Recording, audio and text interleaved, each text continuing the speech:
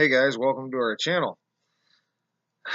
Now, my friend who sees the changes but gets kind of annoyed by the changes has been slightly more interested in the changes when it went after he started seeing my variances, and um, he was over here tonight. And by the way, I we have a theory that this pattern is going to emerge of somewhere between, few tenths of a percent to a little over a percent, depending on the length of your song and the changes.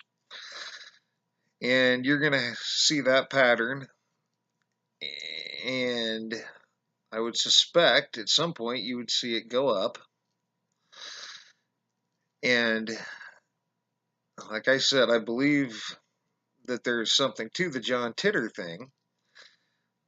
And I'm using his 1 to 2%. So he said when they went back in time, well, we know they were when they quantum traveled to a different outcome point, they were expecting 1 to 2% variance from their history, from the history they left. All right. So, 1 to 2% is going to be, I don't know, not all that noticeable, but kind of noticeable. And I expect to see a pattern of around 1%.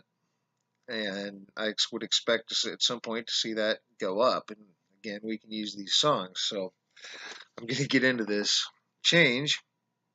And I don't know the song, but he does. And I'm going to, although the evidence isn't necessarily on his side, I'm going to throw it out there for him and see what everybody else thinks, if anybody else knows Lamb of God.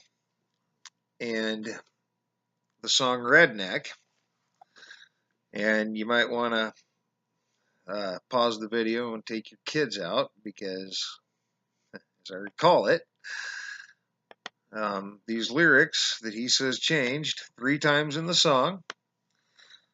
They say, "This is a motherfucking invitation, the only one you could ever need," but that's what it says now.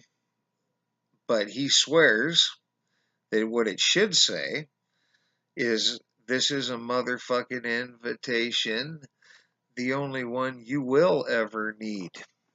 So he swears that 3 times in that song it changed from will ever need to could ever need.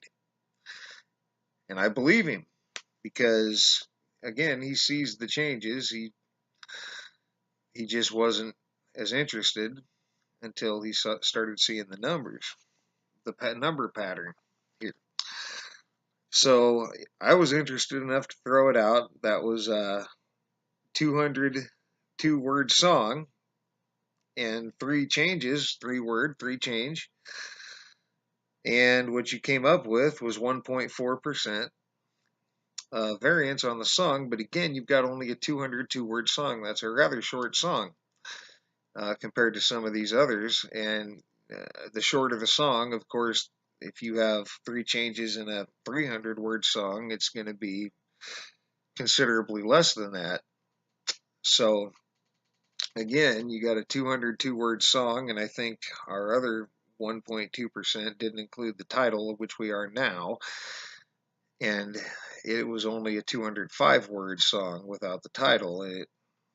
It had a couple changes, and it was 1.2. And this is 1.4. So you're still between your 1 and 2% variance that you would expect with a quantum shift. All right. This is a pattern we can keep track of. This is a pattern we can recognize. So we'll keep keeping track of it. And of course, I've got some other stuff coming out, but I wanted to throw a few of these out there. And so I'm going to let this video go at that, guys. And thanks a lot for watching. And hey, hang in there with us. Like I said, I do have some more stuff coming besides music. And just like when I promised it before, it'll happen. So for now, thanks for all your thumbs up, your thumbs down, all your comments, and your subscriptions.